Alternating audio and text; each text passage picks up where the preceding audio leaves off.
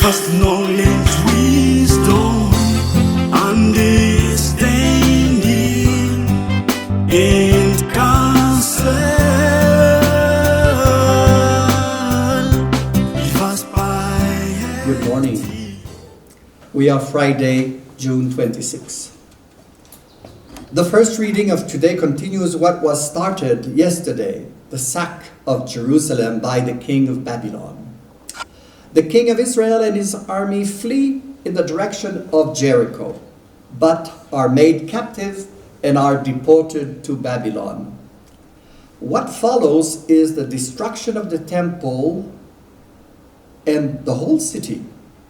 Only the poorest will remain in the land. Later on, the city and the people will rise from ashes, thanks to the power of God working through his servant Cyrus. In the Gospel of today, we start reading in chapter 8 of Matthew. After the teaching of Jesus on the Mount, crowds of people follow him because he is teaching with authority and not like the scribes. As the beginning of this chapter, we will see that the authority of Jesus does not flow only from his teaching, but also from his action. We will witness 3 miracles. The first one is the healing of a leper who comes to Jesus begging to be healed. Lord, if you will, you can make me clean. He pleads, kneeling in front of him. And Jesus heals him and asks him to go and show himself to the priest, offering the sacrifice prescribed by the law of Moses. The leper is purified instantly. We do remember how much a curse it was to be a leper at the time of Jesus.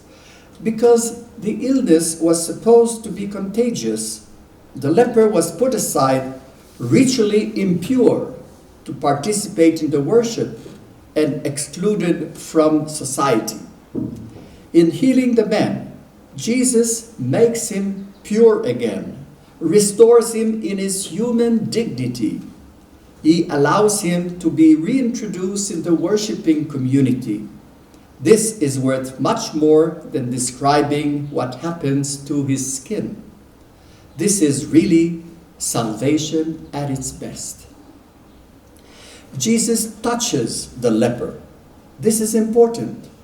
By touching him, he becomes ritually impure himself, according to the Jewish tradition. But in taking upon himself the impurity of the leper, he makes him pure. Jesus on the cross has taken upon himself all our sins and has purified us. He has restored us in our dignity of children of God. This also is salvation at its best. Isn't this an echo to the preaching of Jesus on the Mount? Love and mercy are more important than rituals and sacrifices, quoting Hosea 6, verse 6. Thus, Jesus abolishes the distinction between pure and impure, or better, gives them a new significance. Jesus will say later, I have not come for those who are well, but for the sick, not for the righteous, but for the sinners. Don't we first need to recognize our own need for healing, for conversion?